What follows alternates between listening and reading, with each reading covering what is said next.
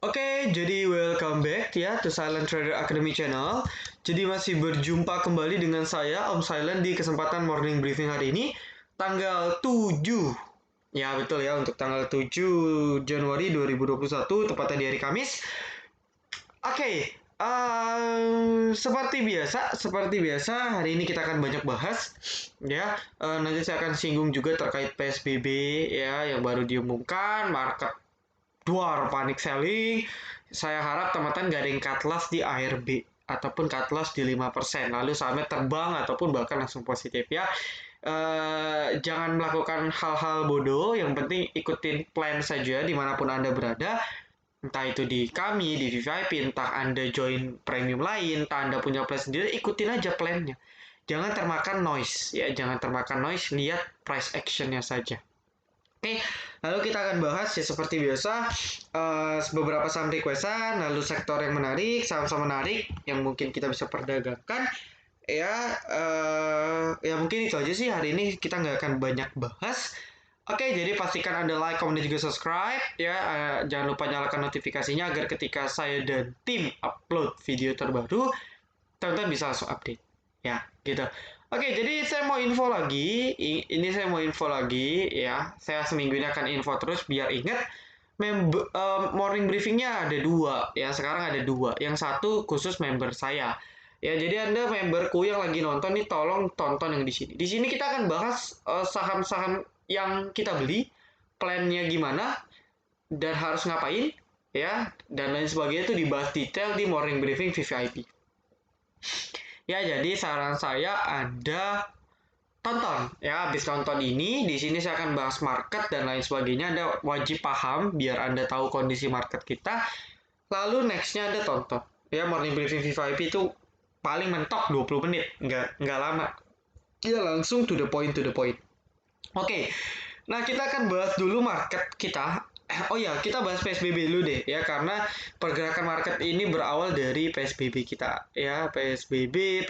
Nah, pengumuman ya, saya ini lagi di luar, beritanya muncul jam 1 lah. Ya saya nggak tahu, tiba-tiba saya open sekuritas saya jam 1.40 duar, oh udah 2% nih, ada apa? Ternyata pada saat saya baca pengumuman pemerintah resmi perketat PSBB di Jawa dan Bali. Memang Jawa dan Bali merupakan pusat penduduk terpadat, bahkan Pulau Jawa pun kita ketahui termasuk pulau terpadat di dunia, Pulau Jawa. Ya, jadi memang sumbernya mungkin dari Pulau Jawa dan Bali, kurang lebih seperti itu ya. Mungkin ya, saya nggak mau berspekulasi. Nah, kita baca pemerintah memberlakukan bla bla bla. Oke, Mendagri, oke. Nah, ini poin-poin penting yang bisa kita cermati. Ya, pertama ini berlaku sampai 11 dan 25 Januari, which is itu berlakunya masih minggu depan. Ya, dan 2 minggu. Ya, artinya after 2 minggu akan dikaji. Kalau PSBB-nya dilonggarin, market akan merespon. Tapi kalau PSBB-nya diperpanjang, ya mungkin market biasa aja ya, karena sudah price in lah istilahnya ya. Price in itu artinya oh sudah tahu kalau PSBB dilanjutin, jadi nggak kaget ya, sama mungkin cenderung koreksi. Nah, oke, pertama membatasi WFO ya, work from office menjadi 25%. Saya sih nggak tahu PSBB sebelumnya itu berapa persen, ya mungkin 50% jadi 25% ya, 75%-nya WFH. Ya, oke, ini poin pertama. Menurut saya ini poin yang ya wajar saja. Ya, wajar saja, mau kerja di rumah, kerja di kantor, aktivitas tetap jalan intinya. Ya, kedua, kegiatan belajar mengajar masih akan daring. Nggak ada bedanya. Ya, no, poin kedua juga nggak ada bedanya. Dari tahun lalu juga masih daring gitu kan, 2020. Ketiga, sektor esensial khusus kebutuhan pokok masih akan beroperasi 100%. Nah, jadi masih aman ya. Saya lupa industrinya, pokoknya terkait dengan bahan baku, kebutuhan pokok, kesehatan, itu beroperasi 100%. Cuman mungkin dianjurkan lagi, diperketat lagi dari perusahaan-perusahaan ini, lu perketat protokol kesehatan ya, kalau enggak gue kena sanksi. Mungkin seperti itu. Ya karena kan di berita nggak mungkin dijelasin undang-undangnya detailnya gimana. Oke, berikutnya, keempat, dilakukan pembatasan jam buka pusat perbelanjaan alias mall sampai jam 7, restoran 25%, pemesanan makanan take away dan delivery bisa tetap buka. Ya, nah untuk poin keempat kita juga sudah merasakan di awal akhir tahun ya dari Natal itu kan memang jam 7 semua tutup ya. Waktu itu hari pertama saya kaget Alfamart kok tutup. Ya saya mau beli UC 1000 lah, kok tutup semua ini. Wah ternyata saya baca berita oh iya jam 7. Nah jadi harusnya kita udah nggak kaget ya. Nah tapi berdampak nggak? Secara nggak langsung akan berdampak terhadap kinerja. Kinerja emiten apa? Pertama jelas yang punya mall properti. Properti yang punya mall banyak gak? Banyak. Pakuan, Sumarekon, Ciputra, ya BSD saya nggak tahu punya atau nggak. Lipo, ya. Tapi yang nggak signifikan karena jam 7. Cuma tetap berkurang. Ya lalu sektor apa lagi? Retail. Apa yang kena? LPPF, RAS, MAPI, MAPA, MBHP, dan lain-lain sebagainya. Restoran kena gak? Kena. Sama apa? PZZA, DAK, dan saya nggak tahu sih restoran lain ada apa. Ya dua inilah yang terkenal. Ya, ini berdampak secara tidak langsung. Nah, ini tinggal investor dan trader yang meresponnya negatif atau enggak. Tapi harusnya akan merespon lebih ke arah negatif. Ya, dan ya hindari dulu lah kalau seperti itu. Kelima, konstruksi masih akan tetap berjalan 100% dengan protokol kesehatan ketat dan rumah ibadah dibatasi 50%. Fasilitas umum ditutup sementara dan moda transportasi diatur lebih jauh. Ya, dalam arti ini ada peraturan tersendiri karena nggak bisa diungkapkan secara detail. Oke, ini poin yang menarik justru di poin kelima. Ya, konstruksi masih tetap berjalan 100%. Ini kode. Kalau Anda paham ini kode. Ya, kalau Anda trader cerdas itu Anda paham. Oh, ini loh sektor yang anti PSBB. Konstruksi tetap jalan 100%. Ditambah lagi dari SWF, ditambah lagi dari media-media yang selalu goreng ya saham-sahamnya, influencer-influencer saham yang goreng terus emitennya naik. Nah, nanti habis ini saya akan singgung sedikit terkait konstruksi ya, habis ini. Nah, jadi konstruksi masih berjalan. Artinya ya secara kinerja ya konstruksi masih aman. Nah, kita bisa lirik sektor konstruksi. Gitu. Ya itu logika berpikir. Nah, oke, penerapan pembatasan dilakukan di Jawa Bali bla bla bla bla bla bla. Oke, ya mungkin ya karena paling banyak di sini ya.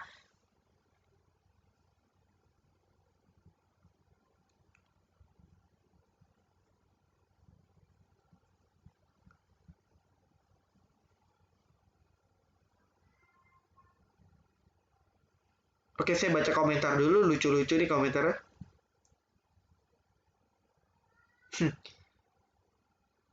Telat serok-serok. Ya, kita para trader lah ya, karena investor sekarang sudah sangat familiar dengan kata saham, walaupun nggak tahu resiko dan profitnya gimana. Oke, nah jadi gara-gara PSBB inilah, yaps, cuma 5 menit pertama sih sisanya rebound dan ini masih ada gap ya. Besok ketutup ya. Menurut saya gap segede gini pasti ketutup. Entah besok ataupun lusa. Nah, jadi prediksi awal saya di hari Kamis di tanggal 7 itu saya lebih prediksi turun untuk market kita ya karena waktu di sesi satu kan candle masih candle kecil. Ya saya lihat oh dia masih potensi untuk koreksi di sekitar EMA 10 sampai EMA 13. Oh ternyata gara-gara PSBB sekalian diturunin. Bagus gak? Ya bagus. Jadi sekarang saya ralat mungkin lebih prospek rebound untuk market kita. Dengan catatan, ya ini tanggal 6 katanya saya nggak tahu ya di US itu gimana. Katanya di US itu demo tentang Trump lagi hits tanggal 6 ya. Tapi saya melihat dari Dow Jones Futures-nya itu lebih ke sideway, meskipun sideway-nya agak mengerikan, tapi lebih ke arah sideway. Ya, kita doakan sih nggak signifikan, tapi kalau sampai Dow Jones-nya bergejolak, probability turun untuk hari Kamis masih cukup tinggi. Jadi kita lebih harus waspada lagi. Ya, takutnya masih ada sisa fear yang terjadi. Jadi ya mungkin openingnya masih pada jualan, tapi nanti perlahan baru recover naik lagi. Dan itu lebih bagus daripada open naik habis itu turun. Ya, saya lebih pilih prefer choice A. Ya, lalu saya update sedikit bursa luar sebentar ya untuk merefresh saja. Ya, Dow Jones Futures-nya masih ya normal lah 0,2%. Bursa Asia so-so ya, ada yang hijau, ada yang merah, lebih ke netral ya. Nah, lalu yang signifikan itu ialah dari ya London, ya London naik lumayan, ya FTSE London, ya, dan juga Jerman, indeks Jerman pun juga ya so-so lah. Nah, kita cek chart DJI dulu biar Anda dapat gambar.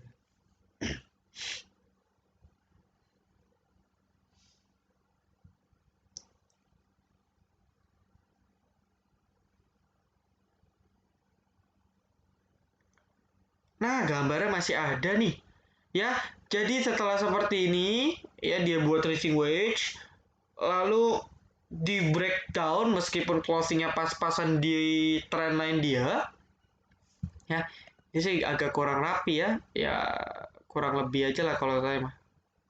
Ya, sip. Ya, nah candle closing Dow Jones terakhir ya itu ngepas-pasan. Jadi artinya pattern missing wedge ini masih lanjut ya. Jadi ya kalau kita adjust mungkin trendline berikutnya seperti ini. Nah, ya jadi pattern ini masih lanjut seperti itu ya. Dan ketika pattern ini lanjut, maka potensi market Dow Jones untuk breakdown itu masih tinggi. Ya, mengerucut, makin mengerucut, tinggal tunggu satu berita hancur. Itu rising wedge lebih cenderung turun. Tapi kalau seandainya nggak turun dia breakout trendline di sini, ya bagus. Cuman secara pattern, kalau Anda baca pattern ini cenderungnya turun. Karena ini adalah kenaikan yang sudah terbatas. Rising wedge. Atau orang bilang bearish wedge. Ya. Atau orang bilang bearish triangle. Atau orang bilang ascending triangle. Ya bodoh amat lah. Ya intinya ialah kenaikannya sudah terbatas. Itu aja yang harus Anda ketahui. Ya, ketika kenaikannya sudah sangat terbatas dan ada satu pemicu, entah itu berita, market akan turunnya nggak wajar. Contoh, oh gara-gara berita ini doang kok bisa turun 4%? Karena teknikal. Jadi ini yang harus kita waspadai. Dan saya masih mewanti-wanti. Ya, saya predik Rabu di breakdown, totalnya nggak jadi. Ya saran saya harapan saya diturunin dulu biar market semua serempak turun dan enteng naiknya sampai akhir bulan. Tapi ini masih ngawang dan ini ya harus berhati-hati. Gitu. Ya itu saja sebenarnya. Jadi untuk besok ya mungkin market akan bergerak stagnan ya -1% sampai range +1% paling ya. Jadi kalau kita lihat untungnya di sini dia sudah sideways ya, bagus lah ya, dia sudah sideways walaupun banyak ekor panjang karena noise berita ya. Jadi seperti ini kurang lebih naik turun ya. Nah sideways ini bagus lah ya. Jadi biarin dia istirahat dulu, ya. Weekly-nya market juga masih bagus ya, sudah 3 hari consolidate, bagus lah. Harusnya di minggu keempat, which is itu minggu depan, minggu kelima di pertengahan harusnya sudah mulai merangkak naik lagi. Ini masih tren yang up ya, ini masih tren yang up. Bahkan kalau kita perhatikan trendline minornya ya, ini di sini.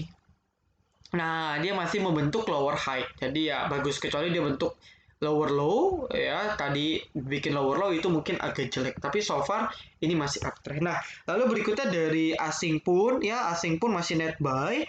Oke, meskipun kalau secara overall itu jualan ya, dalam arti jual di pasar nego ya. Kita cek saja dia jual di pasar nego ya. DCII sama apa ini DCII? Saya juga nggak tahu. Coba kita cek ya biar nggak penasaran. DCII, kok nggak ada?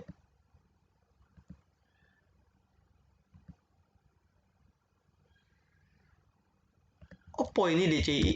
Saya nggak pernah dengar sih ya. Oke lah, nggak tahu. Buat tonton yang tahu bisa chat. Harga 420.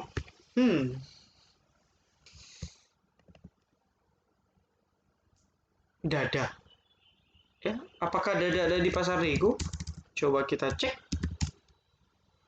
Nggak ada. Ya nggak tahu, ini mungkin error ya atau nggak tahu, tapi di RTI pun tercatat ada transaksi di pasar nego. Oke, ya intinya ialah kita keluarin pasar nego itu kan nggak terlalu signifikan ya. Jadi harus kita perhatiin WSKT asing jualan, Tins asing masih jualan, hati-hati. Saya sudah warning kemarin, Tins ini asing sudah jualan. Yang beli pucuk ya salah Anda ya. Oke, so far ya bukan big caps, cuman BBRI. Ya nggak heran kalau BBRI Ya, lalu BMRI, ASI, Inco, BNI. Oke, dari kemarin ASI ini masih terus diakum, teman-teman. Ya, ini terlihat dari harga sideway. Oke, setelah dia bentuk pola W, ya dia bentuk rounding di sini. Ini rounding ya, melengkung. Sekarang dia bentuk sideway kecil dan otomotif tinggal tunggu. Ya, jadi mungkin salah satu sektor yang bisa Anda perhatikan otomotif. Tinggal tunggu sentimen. Ya, ini otomotif tinggal tunggu sentimen. Ya, karena asing masih terus akum. Ya, jadi BBCA aslinya masih akum ya. Meskipun koreksi 2%, ini juga yang membuat faktor market kita turun. Saya sudah bilang ya di morning briefing kemarin, BBC ini potensi koreksi, jadi membuat market kita koreksi. Ya, nah ini kan jadi false break. Tapi ini bagus ya. Candle inside bar, ini mother candle. Ya, jadi harusnya prospek naiknya masih cukup tinggi dan ini masih koreksi yang sangat wajar karena asingnya pun masih akumulasi. Jadi kesimpulan saya, market besok yang mungkin agak nggak enak buat teman-teman yang nggak biasa ngeliat market seperti ini, tapi saya yakin lebih baik market Kamis daripada market hari ini. Kita doakan seperti itu. Oke, nah berikutnya saya akan singgung terkait konstruksi. Ya, konstruksi berjalan 100%. Artinya iyalah kita bisa perhatikan sektor-sektor ini. WSKT, Wika, Adi, ya kita masih kawal TS Adi buat yang kawal TS. Ya, selamat kita beli dari sini, jual di sini. Lumayan sekali di atas 10% buat teman-teman selamat. Kita ada kawal TGRA juga selamat. ARA ya masih ARA dengan kenaikan yang lebih tinggi. Ya, next target sudah di 286, 300 sangat mudah tertembus menurut saya. Ya, balik dulu deh. Nah, Wika, ya, Adi, PTPP. Nah, yang paling mencolok adalah Adi dari WSKT. Ya, nah pertanyaannya ialah kenapa? Ya mungkin teman-teman sudah paham bahwa konstruksi ini didorong sama SWF, ya, Sovereign Wealth Fund, yang memang sebagian nanti kalau dana sudah dihimpun akan diinvestasikan untuk membangun infrastruktur. Ya, di mana emiten-emiten BUMN ya construction BUMN ini akan dapat porsi kue. Nah, jadi kalau Anda bicara dengan analis bahas konstruksi, mereka pasti bilangnya kue. Ya. Kue mana nih yang dapat paling gede? Emiten mana nih yang dapat kue paling gede? Kue di sini mengindikasikan, menunjukkan, merujuk gitu ya. Kue ini merujuk kepada proyek. Contoh, ya, dari SWF 100 triliun akan diinvestasikan untuk membangun jalan tol dari Banten ke Bali. Lurus terus kayak penggaris misalnya. Oke. Nah, dari 100 triliun ini akan dipecah. Nggak akan pernah dikasih ke satu BUMN aja. Pasti dipecah. Entah ke Waskita, entah ke Wijaya, entah ke PTPP ya, PP Persero, entah ke Adikarya ya, itu dipecah. Nah, cuman masalahnya pecahnya ini pasti nggak merata. Nggak ada tuh 25 triliun, biar adil anak-anak gua. 25 Waskita, 25 Wika, 25 PTPP, 25 Adi ya. Atau kakak pertama WSKT dapat 40, ya kakak kedua gitu kan pakai gitu, atau misalnya Wika dapat 35 ya, PTPP dapat 20, Adi anak bungsu 10 aja misalnya. Enggak kayak gitu juga. Nah, tetapi yang jelas pecahannya beda. Dan ada yang paling gede, ada yang biasa banget, ada yang kecil. Nah, ini yang akan berpengaruh terhadap pergerakan harga saham. Ya, mungkin sebagian teman-teman sudah tahu yang mana nih yang berprospek, yang mana yang dapat dana paling gede. Nah, teman-teman silahkan trading di sana. Saya tidak jelasin di sini. Anda silahkan tebak sendiri di kolom komentar porsi siapa yang paling gede. Saya yakin Anda sudah tahu. Ya, Anda bisa trading momentum. Bukan invest. Anda trading momentum. Sampai momentum SWF habis, ya, sektor construction trennya sudah patah, Anda out. Ya, gitu aja. Kalau main properti, main construction, itu kita main invest, ya momentum investing lah. Namanya kita trading momentum. Momentum masih bagus, trading. Momentum habis, tren patah, out. Kayak gitu. Jadi Anda silakan pilih WSKT, Wika, Adi, PTPP, terserah. Intinya mereka ini spesifikasinya beda-beda. Contoh, Waskita, Wika ini merupakan biasanya megang banyak jalan tol. Pembangunan jalan tol, jalan layang, dan lain sebagainya lah. Mobilitas biasanya. Ya, Adikarya itu biasa LRT. Dia biasa megang proyek-proyek berhubungan dengan LRT, komuter lain. Ya, jadi kalau Anda ke Jakarta ke Bandung pakai tol Cikampek seperti itu, Anda akan lihat di kiri dan kanan itu adalah proyek LRT, dan Anda lihat aja di pinggir bawah jalan tol yang sedang dibangun itu pasti ada tulisan Adikarya. Tapi Adikarya juga ada bangun jalan lain, jalan tol, cuman nggak banyak. Ya, PTPP beda lagi. Ya, PTPP lebih spesifik ke infrastruktur lain selain jalanan biasanya. Ya, entah itu perumahan BUMN, ya, ataupun ya infrastruktur lain, fasilitas-fasilitas umum lain selain jalanan. Biasanya itu bukan PTPP kalau jalan.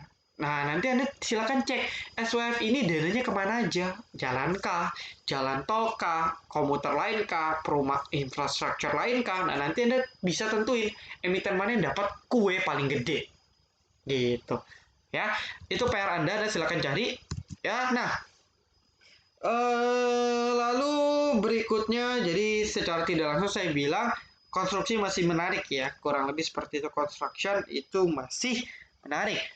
Nah, oke, berikutnya ialah sektor apa lagi ya. Jadi kalau ada yang ikut SSMS, morning briefing kemarin selamat, sempat naik 5%, KF Inaf IRA selamat ya.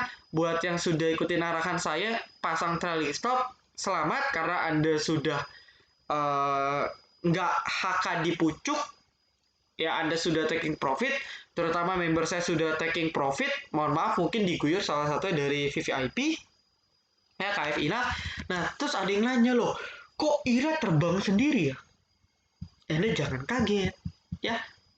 Anda jangan kaget. Kenapa? Saya pakai contoh simple. Kenapa Wika, WSKT, PTPP ADI yang naik yang naik ADI dan WSKT? Kenapa Wika dan PTPP enggak? Padahal kan satu sektor. Padahal kan satu BUMN. Kenapa dua ini nggak naik, malah ADI dan WSKT yang naik? Jawabannya sama. Kenapa ini sama-sama farmasi, meskipun beda produk ya, satu jarum, satu vaksin. Kenapa Inaf KF melempem, kenapa IRA naik? Kan sama ini pertanyaannya. Nah, jawabannya simpel. Supirnya mengkehendaki naikin IRA. Jadi kerek IRA-nya. Ya, kalau supirnya mengkehendaki naikin KF Inaf, IRA turun. Begitu aja. Jadi kalau Anda perhatikan, ya kalau Anda perhatikan, coba Anda cek broker sama IRA, ya MG, BK, YB jualan. Nah tapi retail masih kuat untuk ngangkat. Ya, kalau KF, MG, YB jualan. Ya tapi retail kagak kuat. Artinya ialah di IRA ini ada broker selain broker bandar, ini nyusup bandarnya di sini sehingga dia bisa ngangkat saham IRA. Ya, seperti itu. Jadi tergantung supirnya. Sama Wika PTPP kenapa gak naik? Ya, salah satu alasan mungkin karena supirnya kagak ada di sono. Begitu. Ya, jadi jangan kaget, jangan mikir aneh-aneh. Simpel saja. Ya, nah kalau sudah seperti ini Anda jangan lirik IRA. Kita lirik KF Inaf karena mereka potensi rebound. Nanti ketika KF Inaf naik mungkin IRA-nya yang melempem. Itu keren. Ya, seperti itu. Jadi vaksinisasi kan masih minggu depan. Nanti kan minggu depan ini vaksin corona kan vaksin kan datang 15 juta ya kalau nggak salah ya. Ya kan? Nah, kalau 15 juta ya minggu depan ya sudah pasti naik lagi. Ya, minimal 5% lah. Nah, ya udah kita tinggal tunggu saja. Tapi nanti kalau sampai vaksinisasi ternyata bandara nggak mau ngerek, saran saya out dulu karena momentumnya udah habis ya. Ada momentum aja saham yang nggak dinaikin, apalagi nggak ada momentum. Ya lebih baik kita taking profit. Ya, atau kalau Anda mau hold, pasang trailing stop bagi yang sudah profit. Ya, trennya masih up. Cuman untuk KF Inaf, terutama KF Inaf ya, ini valuasi sudah mahal sekali. Jadi ini memang cuman kita manfaatkan trading untuk trading momentum saja, teman-teman. Ya, ini kita cuman manfaatkan untuk trading momentum, sama seperti construction tadi. Seperti itu.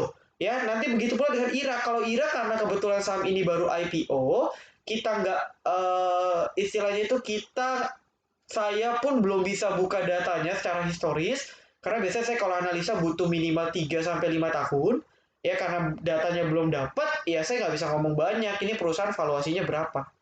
Ya, maka dari itu saya kalau IRA saya nggak berani komentar karena ini baru IPO. Ya. Nah, kalau KF Inaf kan datanya kita bisa cek 10 tahun yang lalu pun bisa kita cek. Ya, dan ya kacau juga gitu kan. Nah, ini cuman karena momentum dari vaksin. Ya, intinya Anda bisa keep, masih prospek kok. Cuman atur cash saja. Ya, kalau bisa profit, checking profit dulu. Nanti serok lagi di bawah. Kayak gitu. Oke? Nah, lalu buat member saya selamat ya. Kemarin saya sudah baca komentar ya. Saya sudah baca komentar dari teman-teman. Eh, saya belum menemukan jawaban yang betul. Ya, saya belum menemukan jawaban yang betul terkait sektor yang belum dilirik. Ya, yang maksudnya belum banyak dilirik, tapi sebenarnya sudah terbang harga sahamnya. Ya, jawabannya masih saya cek terakhir itu belum ada yang benar ya, belum ada yang benar. Mungkin sudah mulai cuman nggak spesifik, jadi jawabannya salah. Nah, buat anda yang masih coba silakan chat di kolom komentar ya, nanti saya akan bilang benar bila sektornya benar ya, tapi saya akan bilang lain ya, misalnya komentarnya wow ya, atau misalnya saya pakai emoticon, berarti itu jawaban Anda salah. Oke, dan hari ini pun sektornya itu salah satunya sudah terbang. Kalau Anda sadar. Nah, Anda kan nggak sadar kan? Nah, berarti Anda cari itu ya, yang terbang apa sih? Sektornya apa sih? Nah, kedepannya masih akan terus digo. Setahun dan 2 tahun ke depan. Ya, oke, untuk rekomendasi besok karena market masih bergerak sangat mix, ya, kita lebih konservatif. Tentunya kita akan lebih konservatif untuk perdagangan hari besok. Kita doakan market kita nggak aneh-aneh, ya jadi kita bisa trading dengan ya merah sih merah, cuman jangan panik karena kalau panik itu semuanya keikutan. Yang harusnya naik pun turun gitu. Nah, rekomendasi mungkin saya bisa kasih teman-teman itu just take. Ya, jadi saya sudah cerita kemarin Just naik duluan, Pure naik duluan, Deal naik duluan, ya, TGRA akhirnya nyusul. Bahkan TGRA sekarang sudah lebih tinggi daripada Pure, Just Sky, dan Deal. Ya, TGRA saya sudah sisa dikit, sisa kawal tanya saja, biarin dia mau kemana. Nah, untuk Just ya, Anda jangan kaget loh kok harganya 300 om, karena dia pernah di 220.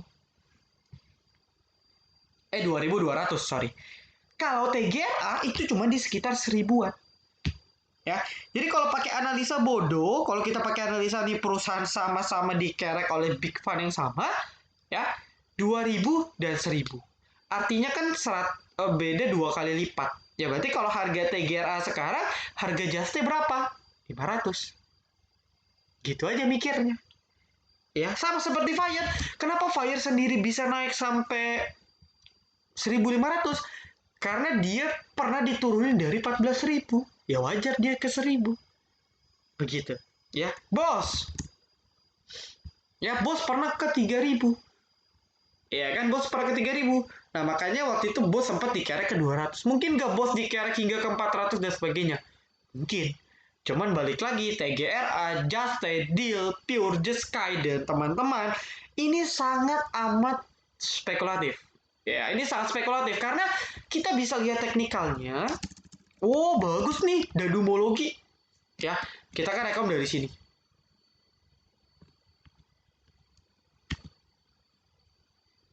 Oh, sorry, tanggal 11 ya.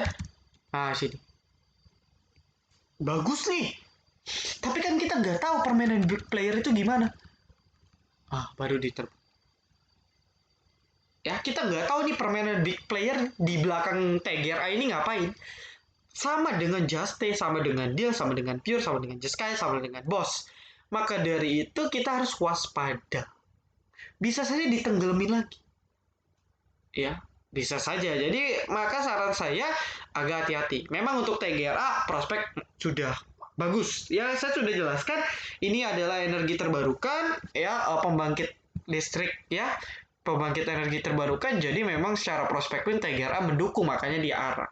Nah, untuk yang lain Anda harus cek lagi. Nah, untuk Juste, jujur saya hanya pure lihat teknikal saja. Ya, jadi saya lihat teknikal dengan asumsi bahwa big playernya, big fund-nya masih mau ngerek dulu. Karena ini masih jauh perjalanan. Ya, perjalanannya masih sangat jauh. Oke, jadi kalau kita lihat Juste pernah di 2200, ya wajar lah dulu ini saham-saham repo ya, dikerek sama reksadana. Ya, harga IPO-nya di sekitar 350, sekarang 308. Saya yakin sih dia mungkin nyentuh dulu harga IPO. Ya.